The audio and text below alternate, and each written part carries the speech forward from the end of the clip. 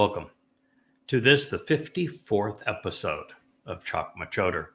When we began the Chakmah Choter series, I could not have imagined that it would have gone to 54 episodes. At 55, do we get a prize? I think so. the double nickels.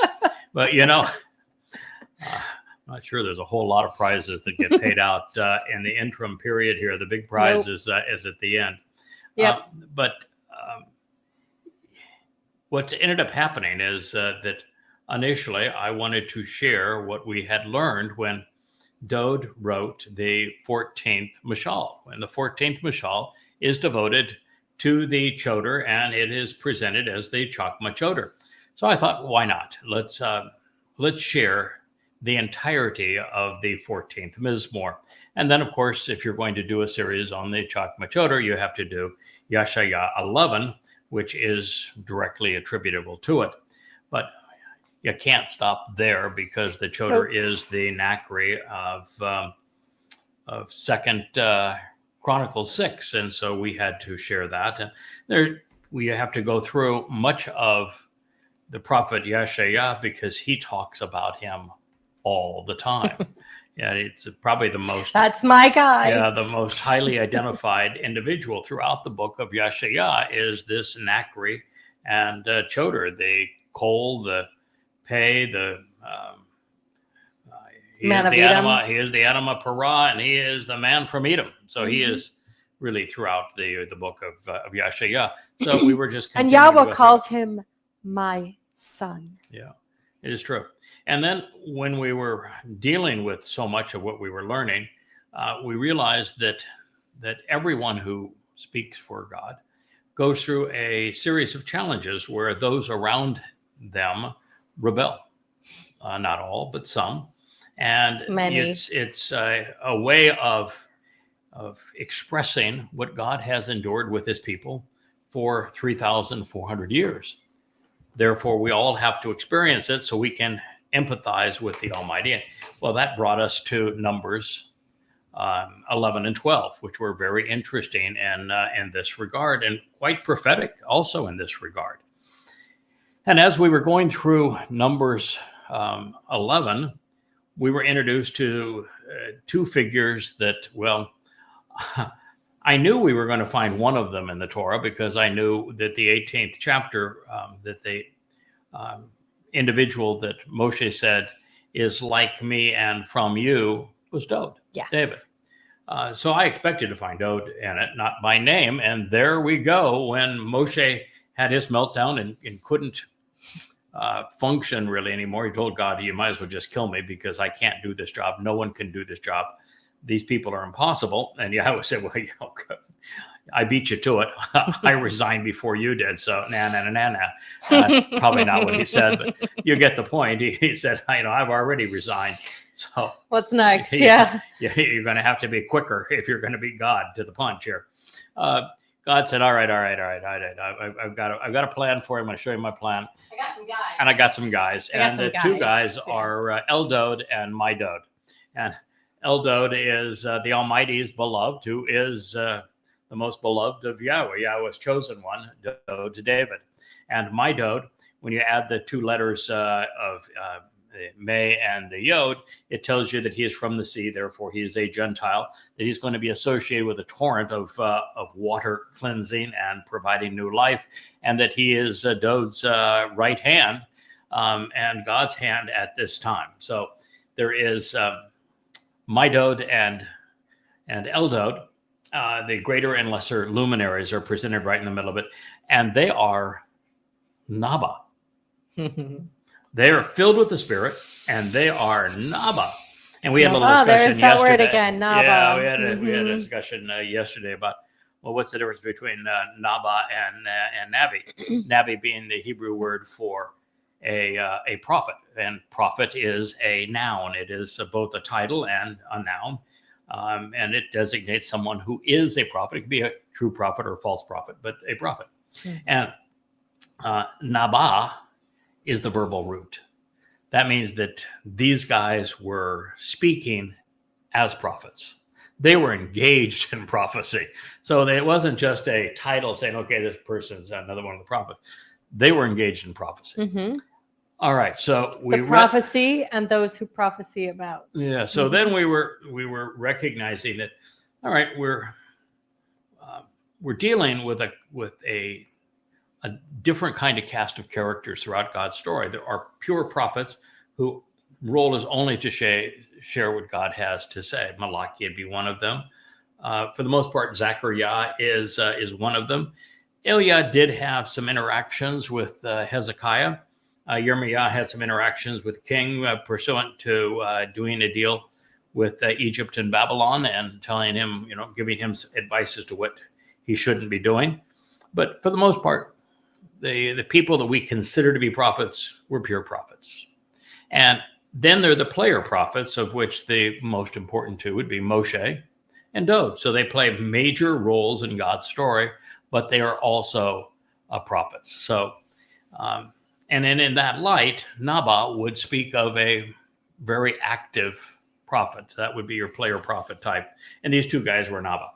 Now, that was a cathartic moment for me, because up to that point, I had been, I finally began to settle in to the most recent, I got another title for you there, young man, and that was Adamah Parah. And when you realize the Adamah Parah is sacrificed in the end, you say, well, okay, that's a lot. That's a big request, as they say. But I was still more than happy to deal with that. We have the keeper of the cables is telling us that we didn't have the ear mic on, and therefore when I move around from this one, my voice fades out. So we're all set now. We're all set. We're all good. So we got the keeper of the cables with the left hand of God and the in the scene there. Now I can hear you in my ear. Yeah. Oh, okay. So that's better. All right, good. Well, hopefully we had audio. We did. Okay, We did. Yes. prior to that point. So when I was dealing with the fact that now we have to really go back and look at everything that we had previously concluded, now that we know that Teruah has two phases, an ingathering, and then after the ingathering on the Shabat, there is the sacrifice of the Adamah Parah, this red heifer, and that it is mentioned throughout the prophets, and that guy is the Zeroah, he is the Bashar, he is the Choter. In fact, even when He is Yada. When Yeshaya introduces the Choter, he tells us straight away that you can't even get through the second sentence. And he says, oh, by the way, the Choter is Parah. So that took a lot to digest. Okay? Mm-hmm. When God says, you're going to be one of the two sacrifices on the Moed, you're initially saying, you want me to do what? And then you say, oh, okay, I think I can do that. And then you become this. Actually, you grow into the role where you say, I'm thrilled and honored that you would think that I'm capable of doing what you request. So count me in, coach. I'll do it. Happy to do it. Yeah, so remember when I came to you and looked you dead in the eyes and says, does that mean that you're the red heifer? Yeah, it does. Yeah, that's what it means. So I was dealing with that, and we had kind of processed it, and now we are dealing with the Numbers 11. And Numbers 11 is a tough chapter to process, because God gives up on Israel, saying, you're so obnoxious, I'm going to torch everything around the camp because I'm that angry with you. So God gives up on them and calls them obnoxious. And then Moshe flat out quits. He just says, I'm not going to do this anymore. It's an impossible. I'm angry with you. I'm angry with me. I'm angry with them. I'm not doing it anymore. Consider me checked out. And quite frankly, I'm upset with you that you would even ask me to do this, because you should be smart enough to know that this job was impossible. I feel the same way he does sometimes. Well, of course, we all do. If you're sitting in this position, So it was really important you feel that. to read that, because there are moments where we all feel that. Israel is still belligerent. They're still antagonistic towards God, and still hard-headed. When you look at Israel right now, almost everything Israel is doing is dead wrong. Israel has turned the entire world on them by acting like they're somehow authorized to bomb anybody they want. And you just can't do that. You cannot be the bomber boys of the world when you're a country that already has a very widespread group that doesn't like you at all. It turned the whole world against you. And so it's hard to get Israel's attention and to say that was suicidal what you did. Well, it's the same thing is true. They erased Yahweh's name. They won't even say it. You can't even approach God until you embrace his name. They have trashed the reputation of his Messiah and Son, made up 3 our religions, Savior, Dode. the same ones that chase them today. Yeah, so it's a really tragic situation that has occurred with. I've met the enemy. He is us. With Israel, and God made it really clear that they are that tough, and that God gave up on them. Moshe gave up on them. Dode gave up on them, and then God said, "Well, this final opportunity to reintroduce my name to my people and my son to my people, I'm going to outsource." And I'm going to give it to this goy. And you realize, oh, come on. Moshe failed, for crying out loud. King Dode failed, for crying out loud. And you failed. All 3 of you failed. And now you want to give it to me? And you're saying, nah. And then you look at what happened with Moshe and you say, well, I've got to be able to do better than that. Oh, yeah. And even Moshe and his wife, right? Yeah, I got to be able to do better than that. So this got us into Numbers 11. And as we were processing it, we came to Eldod and Mydod and their prophets. Yeah. And now you're saying, wait a minute, my previous understanding of Nabi is that if you're a prophet of Nabi, you have to be inerrant. And I said, that's not possible. And then I said, wait a minute. Well, that cannot be the correct interpretation because Dode was a prophet and he was not inerrant. Nope. And Moshe was a prophet and he was not inerrant. Nope. So therefore, if you're a player prophet, when you're making your own conclusion, you don't have to be inerrant. It's important that you make the best determination you can, be as accurate as you can. And if you learn more and need to refine what you had previously concluded, that you go back and correct the record. Those are the kinds of things that are important, but perfection is not, obviously. Otherwise, the 2 most important player prophets, the only 2 player prophets prior to this time, Moshe and Dode, could not have been player prophets. And Yahweh says of Moshe, who said some horrible things about God. I mean, he was just absolutely wrong. That he was the greatest of the prophets. So I knew that I had interpreted the test that is provided in Dabarim 18 incorrectly. But it's one thing to say I processed the information incorrectly and figuring out why and to correct the record. So we're going back to Dabarim 18. It's a long introduction, but I like long introductions. So there you go. As we began Dabarim 18, the first thing we learned is that if you're serving Yahweh, you had better not make a living of it. That if you're like the rabbis and you're charging people and making a money in that role, well, they won't claim they're serving Yahweh, they're serving themselves, and that's pretty obvious. You wouldn't say Yahweh's name. But making merchandise of it. But yes, but if you're even claiming to be in the mode of serving God, you cannot be paid. And that, of course, obliterates all popes, priests, cardinals, bishops, pastors, particularly like the Jimmy Swaggarts, who the guy was bad, but God still loves me. He just passed away. Jimmy Swaggart's a real creep. But if you're making money at this, then you're not speaking for Yahweh. That's what it says.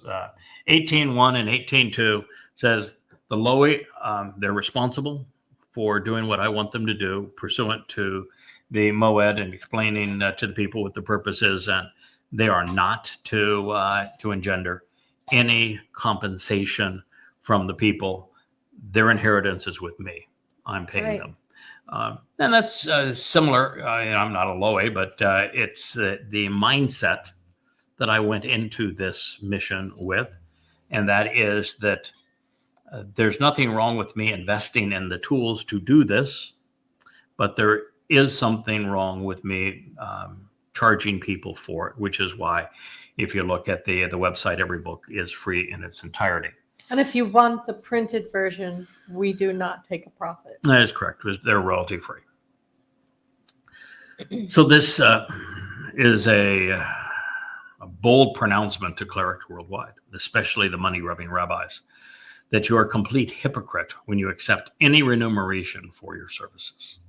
If a person wants to serve God and his people, there are a number of baseline requirements, many of which were prescribed in this opening statement and Devarim 1 and 2, which is first and foremost, you can't take any money. The other is that you have to be communicating on behalf of Yahowah and serving his interest. Well, that discludes every cleric of every denomination, though, doesn't it? Well, it would doubly so, because there is no cleric of any denomination, rabbi, imam, or pastor or priest that actually serves Yahowah. That's right. So they're not serving God.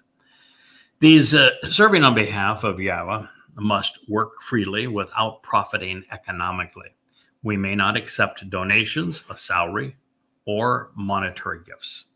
The servant's contributions must be ka asher dabar Yahowah, in Yahweh's name and consistent with God's testimony, especially regarding the proper way to benefit from the relationship. In addition, we should recognize and advance the specific responsibilities that were initially assigned to the Lowy Cohen, pertaining to Yahweh's home and his mikveh.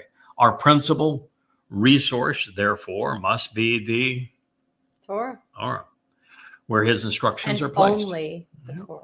Well, no, I think we can also access the prophets as well. Now, there's Torah inside of the prophets, but the Torah and the prophets. And our intended audience should be Israel, to whom Moshe spoke and led. That doesn't mean we only speak to Israel, because God didn't. He spoke to Goyim, and he specifically tells his Nakri, your audience needs to be Goyim and simultaneously Yisrael. So considering how frustrated Yahowah has been with Yisrael these past 3,000, almost 500 years, and for having forgotten him and for having broken the covenant agreement, the last thing anyone should want is to be further disinherited or estranged. Moreover, prior to Yahweh's return and the restoration of Yisrael, the nation is way too polluted with Haredim on one side and the progressives on the other to be inviting to God. Take Jerusalem, for example. The most recent survey of its inhabitants revealed that they are equally divided into three groups, and all three groups are estranged from God. You got the comatose, which are the parasites. Those are the ultra-Orthodox Haredim Jews. Death cult. Right. You have anti-Semitic Muslims. Death cult. And then you have government secular humanists. They are the progressive employees and overtly political of the government. And the landscape is littered with religious and government buildings, highly offensive to God. That's one of the things it's grotesque. Where God is sending Yada, myself, and Elia to Jerusalem to communicate from the Temple Mount in 2030. We're going to arrive on the 18th of April of 2030, which is Passover. And as we do, God's going to cleanse the skyline, particularly the Temple Mount, of religious buildings, so that I don't break out in hives. Because otherwise, I might do so, and that would be unattractive there on the It on would the just mount. give me the Hebrew jeebies. It would give me the Hebrew jeebies, yes. Yeah. So don't want that to happen. Yeah. And so there'll be a lot of these buildings, particularly all of those that are in eyesight of where we're going to be communicating will be destroyed. The fact of the matter is that God is exceedingly anti-religious. No more minarets and no more steeples for the people. No, there'll be no Gone, Islamic gone. calls to prayer and no church bells ringing. They will all be destroyed. So the proper inheritance is to be nourished by, this is for those speaking on behalf of God, if you're called to do so, by the transformative light of our God, to experience the promised conversion from physical and material beings to energy and light. What Yahweh is offering is elevating, it's empowering, it's enlightening, and enduring it. The superior inheritance is to be part of the covenant and to be a member of Yahweh's family, to live with our God. And this occurs when we listen to what he has to say about this relationship. Now, the Lowy Levites serve, and that name means to unite, to bring people together with God. Like the uniters. Yep. Serve God's people by leading them home. They work as instructional intermediaries during the Mikra invitations. And by doing so, they have inherited Yah's blessings. As retirement packages go, this one is as good as it gets. And so we should not feel sorry for them or anyone else who serves in this capacity. I have served. Hard work. I have served freely, working 10 to 14 hours a day, 6 to 7 days a week for 24 years, and have only spent money for the privilege of doing so, and have never made a dime doing any of this, and still won't allow anybody to make a contribution to offset those costs. And I have served breakfast, lunch, and supper sometimes to your desk. Yes, most often for the longest time, when we were talking about working a 12 and 14 hour day, I didn't even get up from the desk. Leah would now Rich is here, so we have to be a little civilized. Bring the meal and set it right on the desk. So there you are with the mouse and the keyboard, and mouse and keyboard. Yeah, we're dedicated to this job. Yeah, well over 100,000 hours invested into it, and our entire home. Well, now we have turned. We had special places in our home that were devoted to translating and writing, and now we have entire areas of our home which, are just surrounded by this ocean of lights and cameras and techno wizardry, and so our equipment. Yes, this desk that I'm sitting at now, I had built this desk to be my writing desk.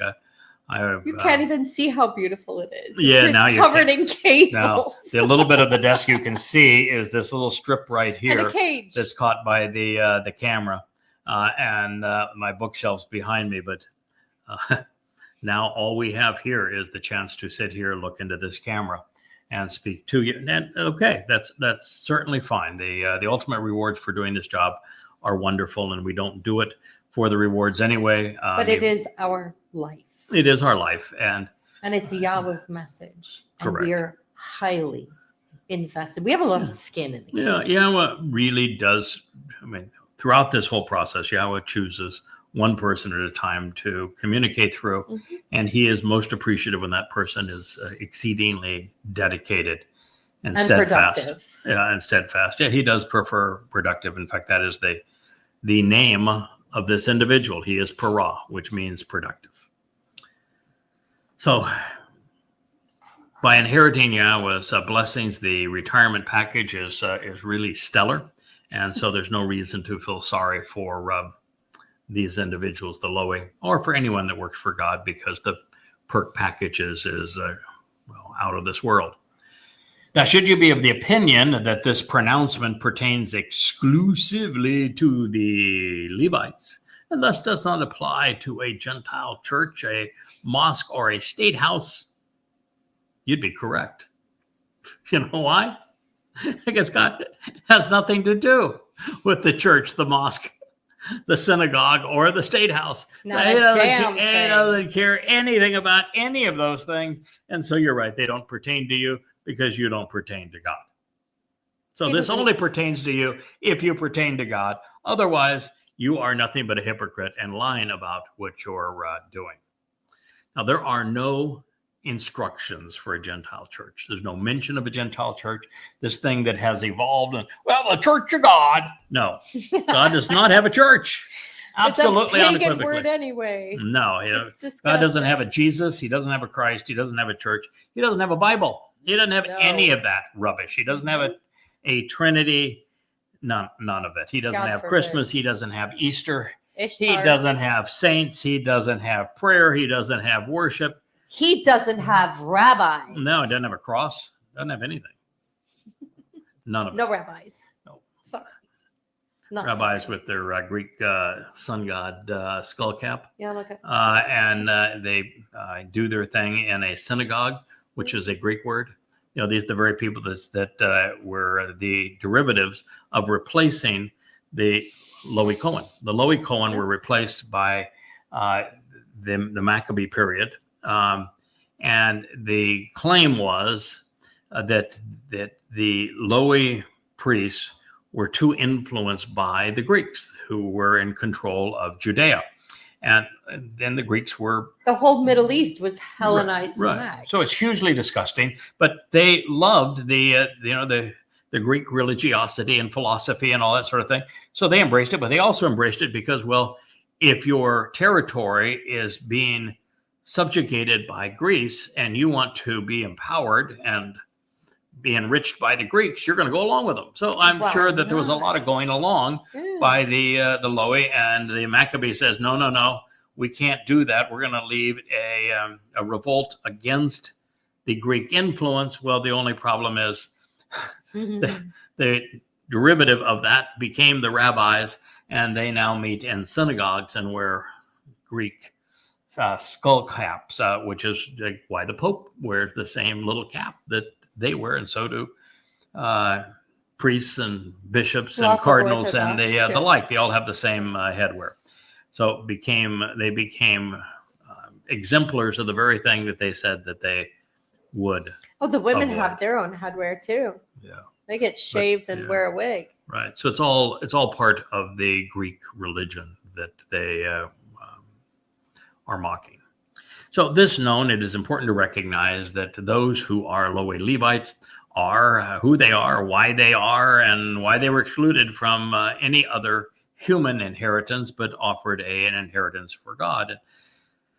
And in this particular case, they bear the name of Lowy, which was given by his mother, the third of 6 sons born to Jacob and Leah. That's right.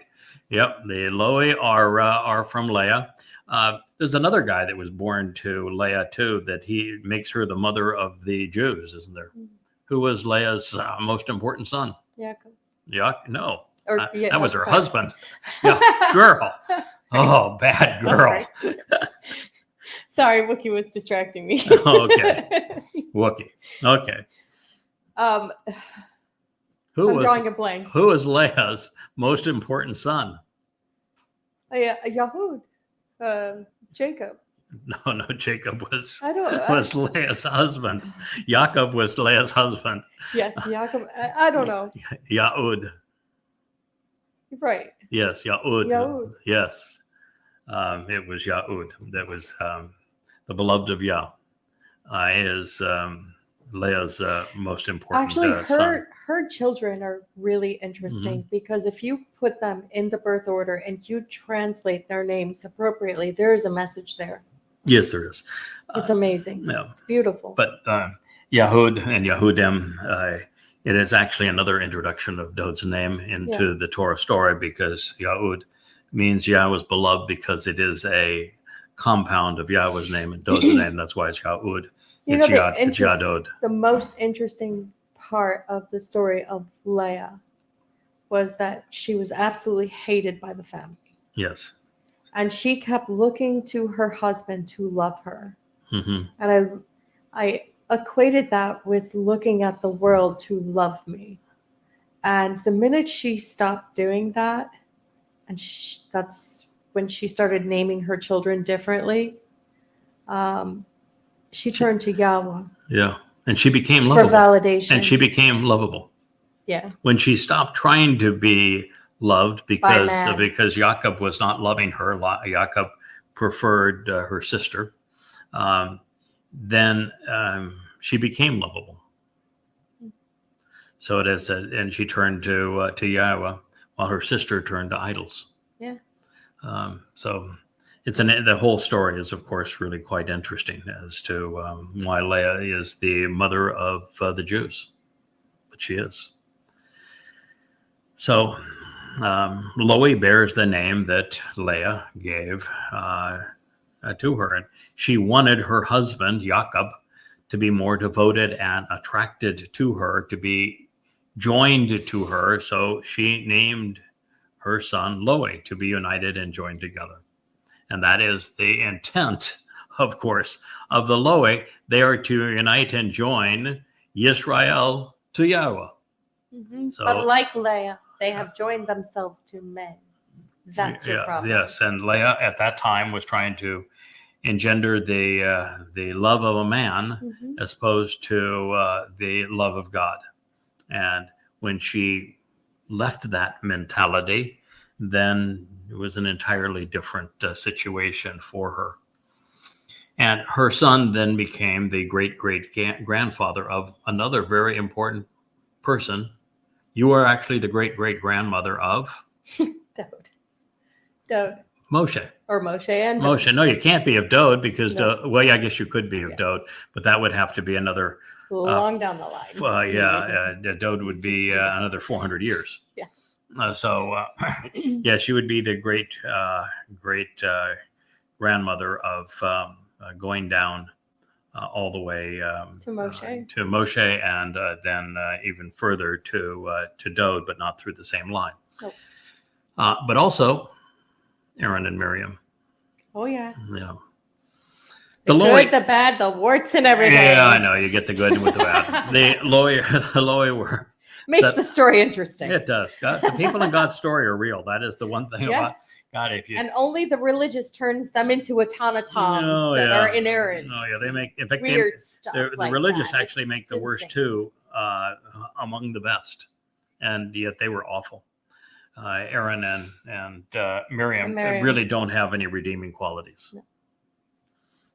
And Moshe was far from perfect. But at least he was genuine and lovable. He was pretty genuine most of the time. Yeah. I mean, I think Moshe had a very great, genuine had person. tremendous. I have respect for Moshe. He is authentic as they come. Listen, even when he gave up and he says, "I can't do this job anymore," and then God says, "Hey, I got a couple of guys that are going to fill in at the end. All you got to do is get them to the promised land. I'll take it from there." And Moshe did see the job through, and he was dedicated to it. He worked long hours. He was committed to the job, and he was 80 years old when he started, 120 when it was over. 40 years is a long term to be herding to be malcontents. in their presence and deal. Oh my! Yeah, it's a long time in their presence. So we've got a tremendous respect for Moshe. So No, I've used in most cases the past tense to describe the Loie Cohen because, well, they've been replaced not by God but by the religious, especially by rabbis.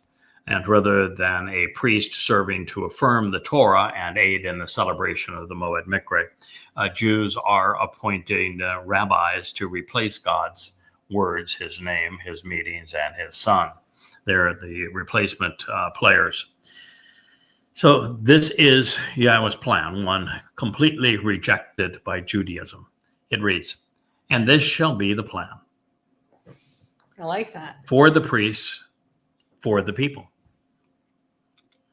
Out of the sacrificial animal prepared for the offering and consumption, whether a cow or a sheep.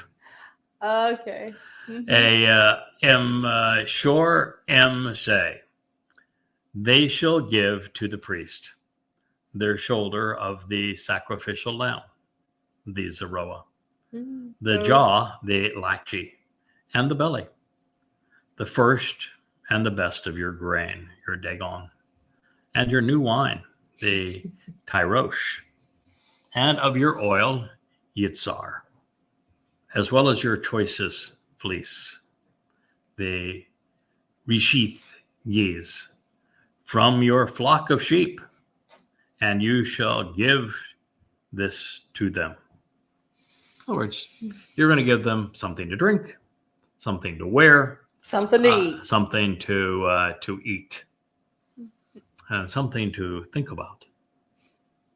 For indeed, Yahweh your God has chosen among them out of the branches of the extended family of your people to be present, stationed, and standing to serve and render assistance in the name of Yahweh and he and his sons every day throughout time. Devarim words, Deuteronomy 18:5. Of course, no The wonder. interesting part was the extended part of your family. Mhm. Who would that include? Well, the extended part of your family is all 12 tribes. So no wonder the rabbis are opposed to these things. The priests, well, they didn't get paid, and they served in Yahweh's name as opposed to Hashem, and they had to work on weekends. God does his best work on the Shabbat. But alas, the Lohi continued to do as Yahweh, if they had done as Yahweh requested, they would have been well-fed, handsomely attired, and suitably hydrated. Their job would have been... I'm sure the wine would have been spectacular. I'm sure. And it was a Beaujolais, a new wine, light on alcohol, rich in flavor. Their job would have been exceedingly rewarding.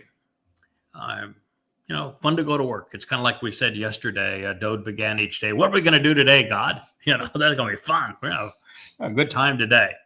To be Bashar, chosen by Yahweh to work with him, is the ultimate honor, and it's a privilege. And don't ever lose sight of that. Yeah. You'll notice that while the priests weren't given money, everything Yahweh asked for on behalf of the Lohi was symbolic. If we were to apply this to a contemporary situation, it would be appropriate to feed and clothe those promoting the Torah while also paying for their utilities, the olive oil. Yahweh's ministers were not given a salary or a housing allowance, however. Their only reward was the covenant and its benefits. So, we have found the first of many reasons rabbis, pastors, and priests seldom preach from Devarim 18. Imagine that. Yeah. Now, Yahweh's list of just rights is especially revealing. The lamb is symbolic of Passover and of eternal life. The Zeroah represents Moshe, Dode, and to a significant extent, also Yada. The jaw and the belly speak of nourishing words. Reshith is the first word of the Torah. Wine is symbolic of the blood that is sprinkled on the doorway and the mercy seat during reconciliations. And olive oil represents the set-apart spirit as she enlightens and nurtures us. The fleece speaks in part of Yahweh's flock and of being enveloped and adorned by the Ruach. So this was more than a list of ingredients. And oh, by that way, that other guy, that cow, that cow is the bull that is asked to fulfill Towrah. Yes, but going back to the part where I said extended family, he's also the man of Edom, which would be extended family. Yeah, sort of. Yeah. He's still a goy. He is. Yes. He's as a man from Edom. Yes, he is. He is equated to the estranged brother of Jacob, and therefore he speaks of bringing the family back together. But the Nakri is an observant foreigner, and the man from Edom is a man that will come out of the bloody red empire of Rome. Esau was described two ways. He was hairy and he was red. Yeah. Do you know the Latin word for hairy that became so famous? Caesar. Caesar. Caesar means hairy. Yeah. What's on the outside of your passport, sir? Yeah. Well, what's there? What is the image? That was the eagle. Okay. But the eagle of Rome. But also Rome was the empire most known for its red. I mean, all of its legions were decked in red, and the city was decked in red, and the empire was bloody red. So it is symbolic. Esau became symbolic of the bloody red empire of the Caesars, the second to last of the beasts. I watched a CGI recreation of Rome at around the time the Jews would have been carried off into slavery. And I have to tell you, it was terrifying. Yeah. To put yourself in the shoes and to see what you would have seen. It must have been as terrifying as what they saw. And you know what percentage of the population of the city of Rome were slaves? A great many. 90. Yeah. Same thing was true with Athens. It was an empire that abused people mercilessly. So if a Loe, this now is God's continuation, because he had many strokes left in that brush that he was painting this particular tribe. And if a Loe shall come from one of your communities, anywhere within Israel, where to show the way to the proper path to walk, to get the greatest joy out of life. And he resides, he will do so as a guest in that place. And he may come there and enter in wherever his soul desires towards the dwelling place and home, which for the benefit of the relationship, Yahowah will choose, which is to say that since they can't own property, and since they don't have so much, therefore, their own home, because they don't own property, they have the rights to live among the people. If a Loe comes and he wants to lay his head down in your home, you open your door and you give him a bed. That is correct. And he will render assistance and be attentive and serve in the name of Yahowah, just like all of his fellow Loe, who will be present and standing there before Yahowah. This is Devarim 18:7.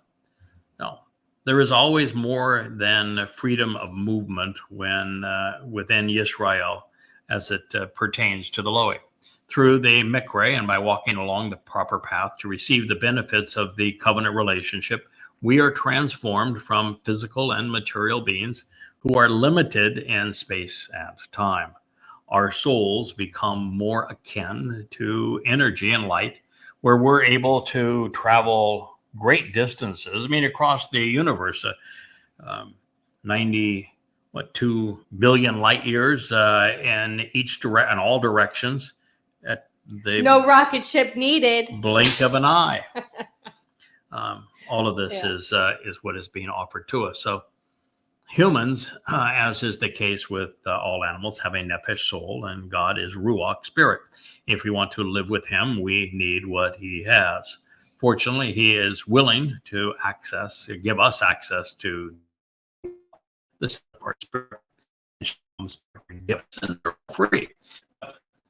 That is something that is really that's. So you have to be patient if you want to be a family, because you're not to get access to the ruach until you have just you want it, or even prior to one of the harvests, because the ruach is ascribed to very few individuals, exceedingly few. So you don't get. So all those claiming they got that Holy Spirit. Yeah, they They're had the full of it. Full of it. Full of They it. have the Holy Spirit come upon you. No, that is just absolute nonsense. It has never happened like that. It is Muhammad not going was full to of happen. it. Paul was full of it. And everyone after. They're all Well, I'm not sure that Muhammad was even clued into it. But certainly Paul was. Well, he said a spirit came on him. Yeah, Paul. But he called it the devil. Not Muhammad. Muhammad was too way. That was spiritual things were not Muhammad's deal. No. Warlord was more his six-year-old thing. children and other. Becoming a warlord was Trey, his shtick, yeah, he was a warlord. He was not into the spiritual. So humans, as in the cases I have shared with animals, we have a soul, but we do have to ultimately become spiritual beings as we transition this three-dimensional realm that we're in now and move into the fourth, fifth, and sixth, and seventh dimensions. So Yahweh is willing at that time to enhance us, to empower us, to enrich us with these things when the time comes. Now, the Makom, which is the dwelling place and home associated with Yahweh, choosing is Mount Moriah. The Sham, that is the place in which the Bereth covenant was affirmed with Abraham and Yishak. It's the place where Yahweh's home was built, the home for Yahweh's name, and it's where he provided the Passover lamb for the sacrifice. This Makom, standing place, is where God and man are united, where souls come together forever in God's presence. Yahweh reminds us that the only appropriate compensation for services rendered in association with his work is paid by him and does not come from men. We can feed, clothe, and brighten the lives of ministers, even welcome them into our homes, but we don't buy them private airplanes. That is correct. Or Mercedes-Benz. No, that is also correct. Things like that. Yeah. Now, this is a litmus test.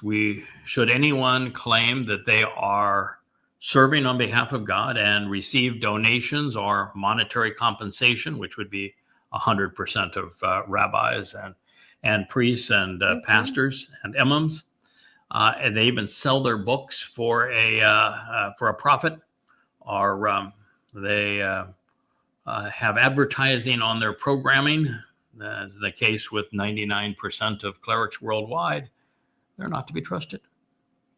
However, with religious clerics, it is not just the money, it's the lies, the betrayal of the people. Yahweh holds every rabbi, priest, imam, and pastor in contempt. So do I. He will hold them accountable by sentencing many of them for a long stay in Sheol. Goes on, this is Devarim 18:8. They shall have an equal share and portion for them to consume besides the selling price of the merchandise of their fathers.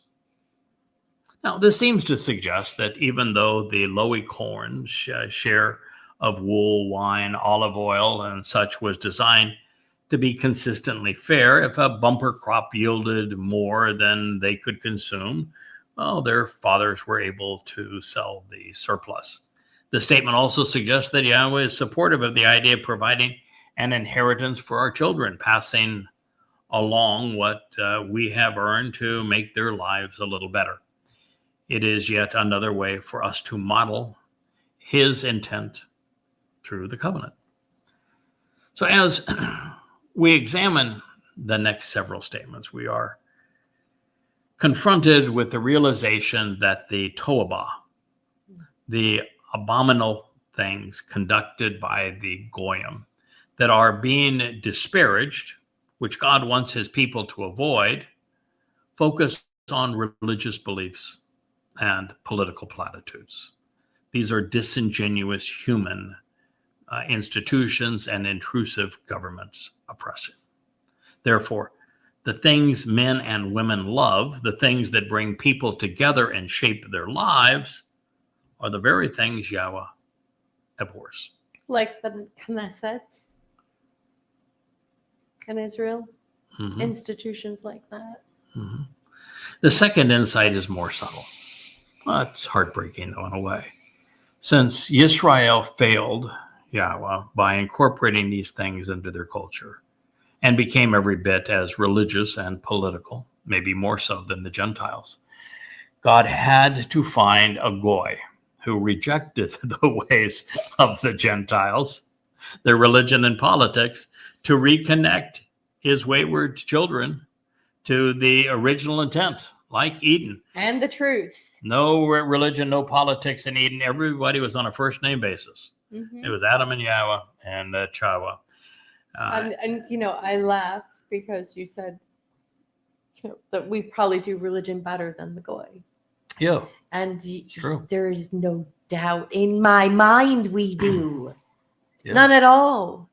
And we keep doing the same thing over and over, running down the same old street like deja vu, all over and over and over again, all throughout history. Yeah. When will we cut the shit and drop religion and politics? Religion and politics. I think it's only when Israel is at the very end, when they have nowhere else to go. Pressed, How sad is that? To such an extent that there's no other option during the time of trouble. When it is certain and imminent death versus God, they will choose Yahweh. That's kind of sad that it all comes to that. God deserves better. So third in this list of things we're analyzing, while there are many aspects of the Egyptian, Babylonian, Assyrian, Greek, and Roman religions that have been melded into Judaism and Christianity, there is an overt amalgamation of these religions that we are witnessing. Even Bible is based upon Babylon, being confused by the Lord. Some of the many abominations of the Gentiles that are included in Christianity include their Trinity, crosses, worshiping the Lord, Christmas, Easter, Sunday observances. They got it all. The mother of God, Queen of Heaven, Son of God, along with the myth of a dying and resurrected deity becoming more popular, and this deity becoming more popular than the Father of the gods.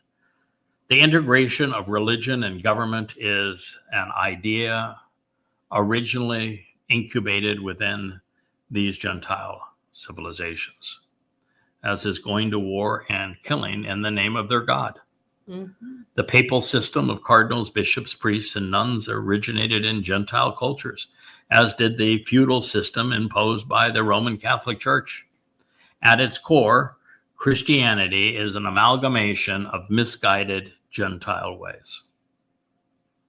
But so is Judaism. Yeah. And of course, so is Islam.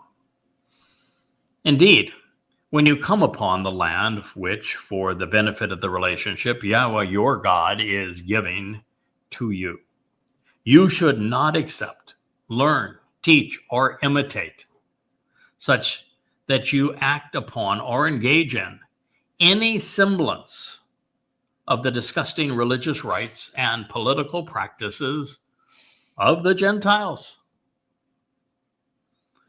Yep, it's the Towrah of the Gentiles God asked them to avoid. The Towrah. And Towrah is used throughout the Torah and prophets to speak of abhorrent religious customs and ceremonies. This is idolatrous mythologies, repulsive and loathsome rituals, abominable festivals. It's religious rites, political practices as well, but to a lesser extent. So it makes no difference if the Towrah, disgusting religion, is of Egyptian origin, Babylonian, Assyrian, Greek, or Roman. I could give an example of all. Correct. But, the reality is that Israel does love religion. Yeah. The names of the sun, the moon, and the star gods changed, but little else. Roman Catholicism, Rabbinic Judaism, Islam were all based upon variations of the same formula. The seed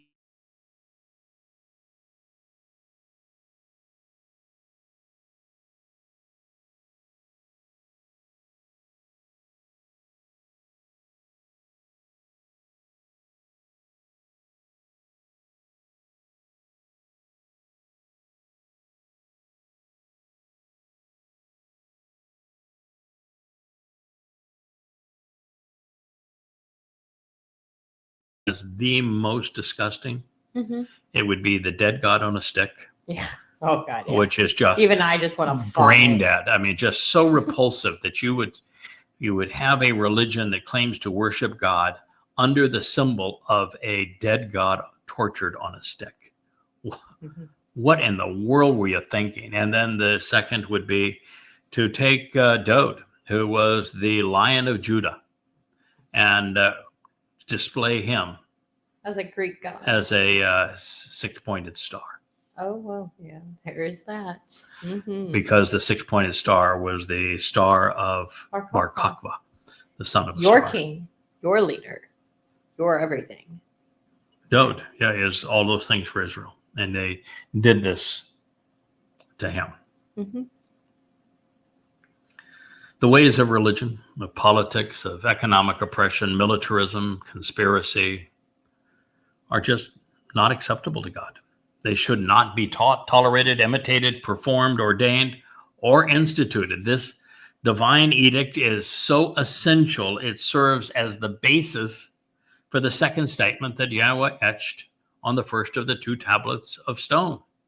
He just said, don't be religious. Don't even associate with any aspect of anything that could be construed religious. He begged his people not to do that, and yet they have. And they do the worst thing possible. Not only did they claim that their religion serves God, they lie about God in their religion. Entirely. That's just, nothing upsets God more. So it all comes down to this. Who do you trust? Yourself, no one, other men and women, false gods, or Yahweh? What is your preference? The rantings of progressive wokeism and socialist secular humanism, communism or fascism, Buddhism, Hinduism, Mormonism, or Judaism, Roman Catholicism, Orthodox and Protestant Christianity, or even worse, Islam. That's a whole lot of isms. They are counterproductive and offer nothing more than false hope, no matter how many the isms. If Yahweh is right, then they are all wrong.